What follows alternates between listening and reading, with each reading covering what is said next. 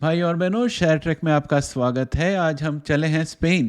आज स्पेन इसलिए चले हैं क्योंकि वहाँ पर एक कंपनी है जिसका नाम है एलिक्स थेरापेटिक्स, जो बना रही है HIV थेरापेटिक वैक्सीन जिसका नाम है HTI। आप कमेंट में सवाल न पूछना कि ये वैक्सीन थेरापेटिक है कि प्रिवेंटिव है। मैंने बता दिया है कि ये थेरापेटिक वैक्सीन है।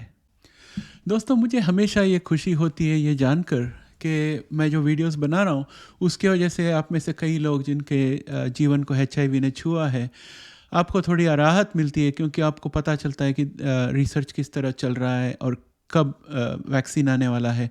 ये इन्फॉर्मेशन जो है ये आपके लिए बहुत महत्वपूर्ण है, ये मैं जानता हूँ। और उसके साथ मेरी भी जिम्मेदारी पड़ जाती है कि मैं वीडियो बनाने के पहले थोड़ा पढ़ कर देख लूँ कि क्या क्या हो रहा है, ताकि मेरी जो इन्फॉर्मेशन है वो सही निकले। मेरा सपना ये था कि जो मैं रिटायर हो गया हूँ तो मैं मेरे पसंद का यूट्यूब वीडियो बनाऊँगा जो है इन्वेस्टमेंट जिनोमिक्स में, जो मैं जिसके लिए मैंने ये यूट्यूब चैनल शुरू किया था। और फिर मुझे टाइम मिलेगा जब मैं मेरे डॉग्स को लेके वॉकिंग पे जाऊँगा या टीवी के सामने बैठ के थोड़ा टीवी देखूँगा और कई चीज़ें करूँगा। लेकिन टाइम नहीं मिलता है, क्योंकि हर एक कंपनी का जो वैक्सीन होता है HIV का या थेरेपी होती है HIV की, वो अलग अलग स्ट्रेटजी की होती है। इसलिए हर बार नए सिरे से मुझे नए नए कॉन्सेप्ट्स पढ़ने पड़ते हैं और समझने पड़ते हैं। फिर उसे सरल तरीके से इंग्लिश में लिखना पड़ता स्क्रिप्ट में, फिर उसके बाद मुझे उसे डिलीवर करना पड़ता। तो मेरे स्क्रिप्ट्स जो होती है वो पूरे इंग्लिश में होती है, मैं हिंदी नहीं लिख सकता अच्छी तरह से। तो मेरे स्क्रिप्ट्स हिंदी में होते इंग्लिश में होती है और इंग्लिश में डिलीवर करना मुझे आसान पड़ जाता है। लेकिन जब हिंदी की बारी आती है तो मुझे ऑन द फ्लाई स्क्रिप्ट को हिंदी में ट्रांसलेट करना पड़ता है। जब मैं शब्द ढूंढता हूँ, सही शब्द ढूंढ के उनको संग्रहित करके एक स्टेटमेंट बनाना चाहता हूँ, काफ़ी मुश्किल पड़ती है और कई बार मुझे रीटेक करना पड़ता है। तो एक एक वीडियो बनाने के लिए मुझे 3 या 4 घंटे लगते हैं। एक बार स्क्रिप्ट बन जाए उसके बाद वीडियो को रिकॉर्ड करने के लिए मल्टीपल टेक्स लगती है, फिर उसको एडिट करना पड़ता है, फिर उसके बाद थंबनेल बनाओ और उसकी डिस्क्रिप्शन लिखो, ये सब करना पड़ता है। तो दोस्तों, ये काफ़ी अभी ये फुल टाइम जॉब की तरह बन गया और मुझे ये HIV टॉपिक जो है काफ़ी हेवी लगता है। आपको भी हेवी लगता होगा और मुझे भी हेवी लगता है और मैं दिन रात इसी के बारे में सोचते रहता हूँ। तो मैं चाहता हूँ कि मुझे थोड़ी हेल्प मिल जाए तो अच्छा होगा, वरना मैं इस तरह से HIV की कवरेज जारी रखना मुझे मुश्किल पड़ेगा। तो इसलिए मैंने पेट्रियन शुरू की। लेकिन अफसोस की बात यह है कि हज़ारों लोग हमारी वीडियो HIV की वीडियो हर फ्राइडे देखते हैं, लेकिन आप में से सिर्फ एक ही ने पेट्रियन में साइन अप किया है। वो भी हमारे शो के पुराने फ़ैन हैं इन्फ, जिन्हें HIV में दिलचस्पी नहीं लेकिन जिनोमिक इन्वेस्टमेंट में दिलचस्पी है। उन्होंने सिर्फ शो को सपोर्ट करने के लिए पेट्रियन में उन्होंने मेंबरशिप ली। तो इसलिए मैं इनको धन्यवाद देता हूँ हम सब की तरफ से। लेकिन मैं चाहता हूँ कि अभी जो 1000 की तादाद में लोग जो वीडियो देखते हैं उनमें से कम मुझे 50 पेट्रियन चाहिए, ताकि मैं इसी तरह से आपको HIV के वीडियो बना के देते रहूं। वरना मुझे इसके कवरेज जो है वो धीरे धीरे कम करनी पड़ेगी और मैं ऐसा नहीं चाहता हूं। तो इसके बाद हम चलते हैं। अभी चलो, अभी 2-3 और चीज़ें बता दूं। आप मुझे ये नहीं पूछना कि HIV क्योर कब आएगी। 2026 को HIV क्योर 2026 के बाद आएगी, उसके पहले आने की संभावना बहुत कम है। बार बार मुझे ये सवाल पूछा जाता, तो मैं अभी दोबारा आपको आंसर करता हूँ। दूसरी बात ये है कि ये जो वैक्सीन है एलिक्स वैक्सीन, जिसके बारे में आज बात कर रहा हूँ, ये एक थेरापेटिक वैक्सीन है। ये प्रिवेंटिव वैक्सीन नहीं है, ये थेरापेटिक है। यानी कि जिसको HIV हो गई हो उसको क्योर करने के लिए वैक्सीन है। तो कमेंट में ये नहीं पूछना कि ये थेरापेटिक है कि प्रिवेंटिव है, ये थेरापेटिक है, ध्यान रख लेना। और सबसे इम्पॉर्टेंट, ये वीडियो देखते ही या तो अभी पॉज करके पेट्रियन में जाइए, मैंने डिस्क्रिप्शन में लिंक दिया हुआ है पेट्रियन का। कम से कम आप देखिए, वहाँ पर 3 टीयर्स है। सबसे सस्ता वाला जो टीयर्स है उसमें मुझे 50 चाहिए बस। 50 हो जाए तो ये मैं जारी रख सकता हूँ, क्योंकि मैं फिर दूसरों को काम दे सकता हूँ, उनको पैसे दे सकता हूँ, उनके पास से काम करा के ले सकता हूँ और वीडियो बना के यहाँ पर डाल सकता हूँ। लेकिन अभी उसकी ज़रूरत है। तो आप जाकर पेट्रियन देख लीजिए और हो सके तो साइन कर लीजिए। हमें सिर्फ 50 पेट्रियन की ज़रूरत है बेसिक में, उसके ऊपर जो भी आए वो अलग बात है। और फाइनली इन्फ जो है उनको मैं दोबारा धन्यवाद देता हूँ पेट्रियन की उद्घाटन करने के लिए। और इसके साथ चलो शुरू करते हैं एलिक्स के बारे में।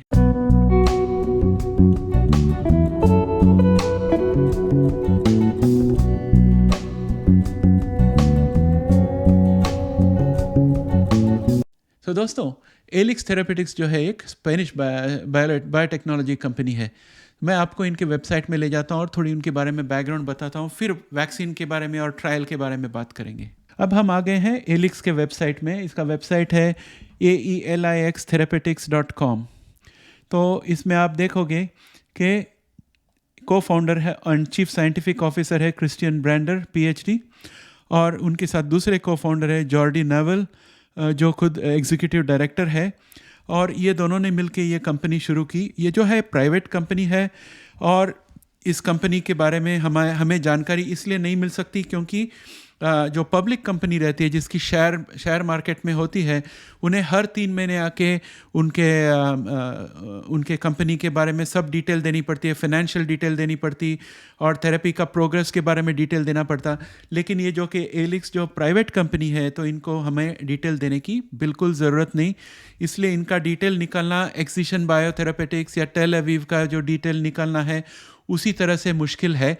लेकिन हमें हमारी खुशनसीबी ये है कि इन्होंने अभी एक कॉन्फ्रेंस में डेटा रिलीज़ किया। इनका क्लिनिकल ट्रायल फेज़ 2A का डेटा इन्होंने रिलीज़ किया, जिसके बारे में मैं आज आपके साथ बात करने वाला हूँ। और मैं आपको ये भी बता दूँ, इनके कई सारे पार्टनर्स हैं।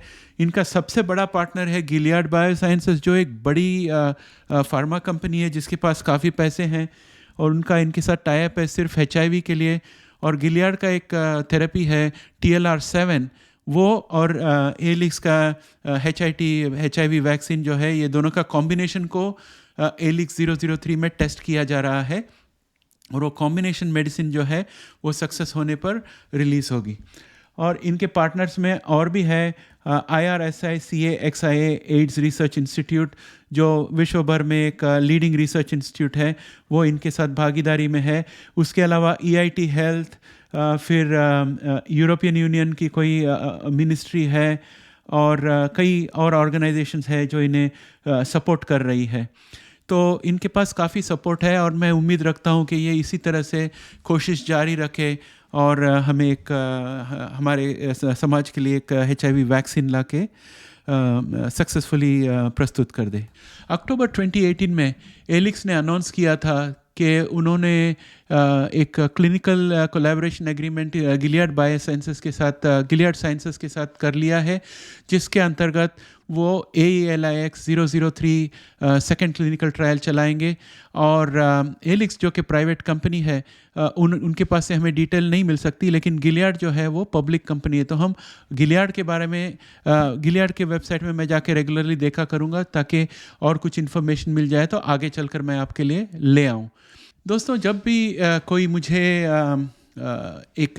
कोई थेरेपी का नाम देता है और कहता है कि राज, इस थेरेपी के बारे में आप वीडियो बनाएं, तो मैं हमेशा clinicaltrial.gov में जाके पहले ढूंढता हूं।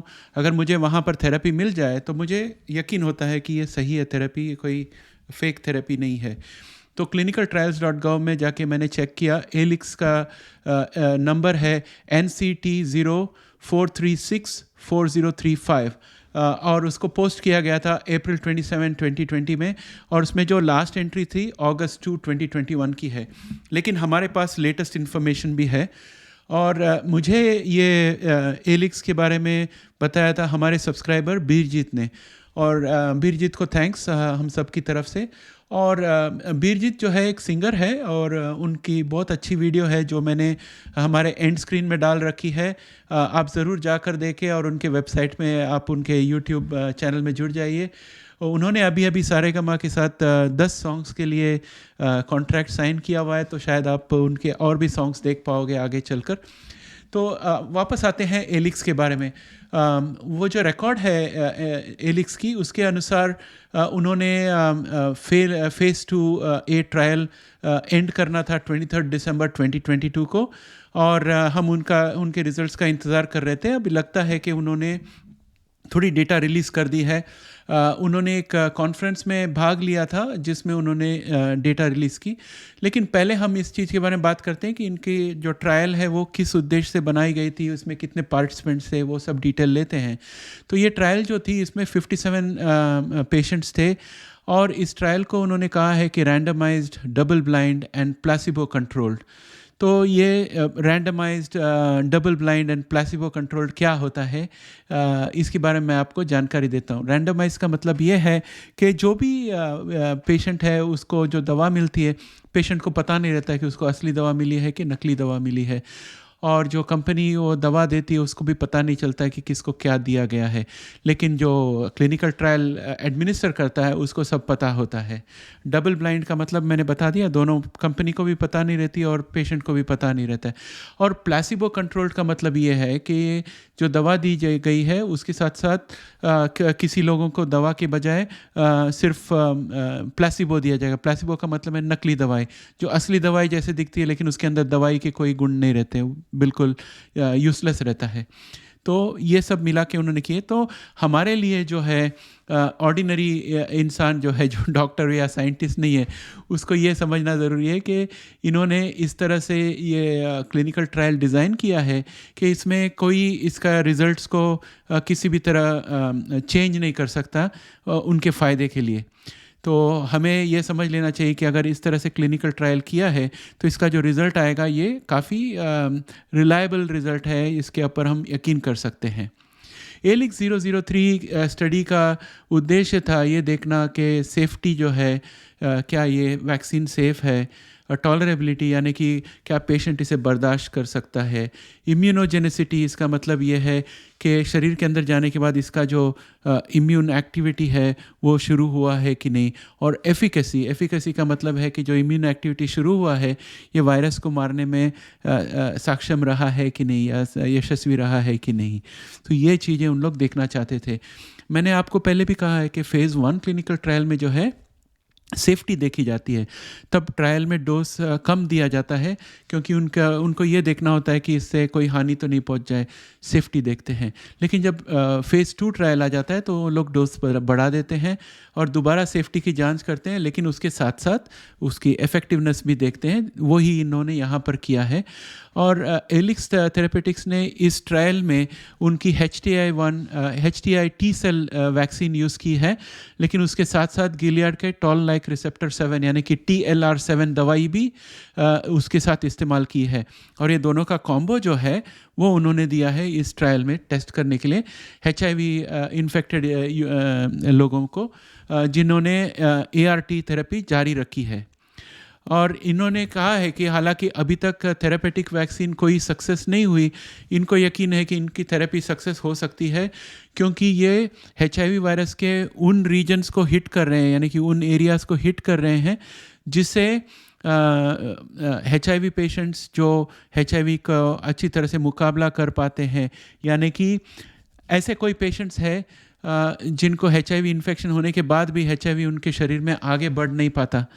उनके जो टी सेल्स रहते हैं वो एक खास प्रकार के टी सेल्स रहते हैं जो HIV कीटाणु को स्पेसिफिक जगह पर अटैक करता और उसकी वजह से HIV उनके ऊपर इन्फेक्ट नहीं कर पाती।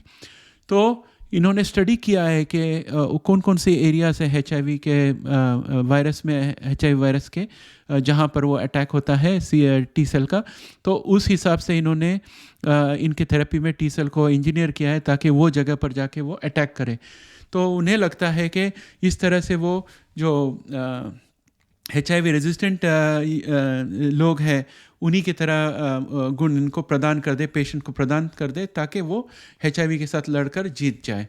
तो उसकी वजह से इनको लगता है कि इनका जो थेरेपेटिक वैक्सीन है ये सक्सेस हो पाएगा। और उन्हें पॉजिटिव प्रूफ भी मिला है इसके लिए क्योंकि फ़ेज़ 2 एलिक्स स्टडी में उन्होंने यही कॉम्बो यूज़ किया था और उन्होंने 30 पेशेंट्स के ऊपर टेस्ट किए और उन्हें एंटी रेट्रोवायरल वैक्सीन से निकाल दिया था 24 वीक्स के लिए। और उसके बाद जो उनको रिज़ल्ट मिला उसमें उन्होंने पाया कि जिनको इन्होंने कॉम्बो वैक्सीन दी थी उनमें से 33% लोग एंटी रेट्रोवायरल थेरेपी स्टॉप करने के 24 वीक्स बाद भी उनके शरीर में HIV वायरस की मात्रा बढ़ी नहीं एक लेवल के ऊपर जिसके ऊपर खतरा होता है। लेकिन जो प्लेसिबो था जिसमें जिस ग्रुप को प्लेसिबो दिया था उनमें सिर्फ 24% लोग इस तरह से रह पाए। तो इसका मतलब है कि वैक्सीन ग्रुप को 9% ज़्यादा सक्सेस मिली है। लेकिन ये जो है 33% हो या 9% ये ज़्यादा नहीं गिना जाता।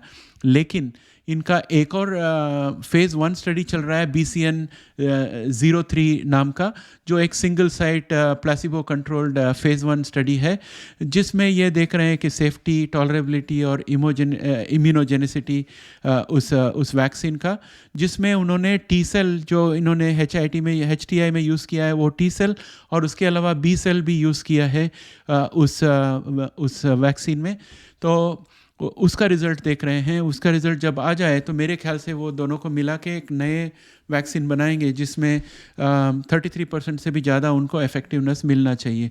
तो हमें इसके ऊपर ध्यान रखना पड़ेगा, और जो कि ये कंपनी प्राइवेट कंपनी है इसके पास से हमें इन्फॉर्मेशन मिलना मुश्किल है, लेकिन मैं ध्यान रखूँगा। और आप में से किसी और को भी पता चल जाए कि और नई इन्फॉर्मेशन आए तो मुझे सिर्फ मैसेज कर देना, तो मैं जाके इन्फॉर्मेशन ले लूँगा। और ये सब रिज़ल्ट्स जो है अभी तक आई है पॉजिटिव ही है। इसमें वैक्सीन रोकने के जैसा कोई मैसेज नहीं आई है, इसलिए FDA ने आगे बढ़ने की परमिशन दे सकता है। तो आगे चलकर ये जो दोनों वैक्सीन के लेसन्स का यूज़ करके अच्छी वैक्सीन बनाने की प्रयास करेंगे। और इसके अलावा मैंने देखा कि वो conference on retrovirus and opportunistic infection करके एक कॉन्फ्रेंस 2023 की अभी हाल ही में हुई है। मैंने जब एलिक्स के बारे में रिसर्च किया तब मुझे वो वेबसाइट मिल गई, और उसमें मैंने देखा कि एलिक्स ने डेटा प्रेजेंट किया था, तो वहीं से मैंने ये डेटा निकाल के आपको बताया है। जो कि मैं डॉक्टर नहीं हूँ इसलिए मैं अच्छी तरह से आपको समझा नहीं पाया। अगर मुझे अच्छी तरह से और समझ में आए तो दोबारा मैं वीडियो बनाऊंगा और आपको अच्छी तरह से समझाऊंगा। फ़िलहाल इतना ही मुझे पता है। लेकिन वो जो कॉन्फ्रेंस थी जिसको CROI कॉन्फ्रेंस कहते हैं, conference of retrovirus and opportunistic infections, उसमें 2 और कंपनीज़ ने HIV वैक्सीन प्रेजेंट की जो उन लोग क्लिनिकल ट्रायल्स में रखे हैं।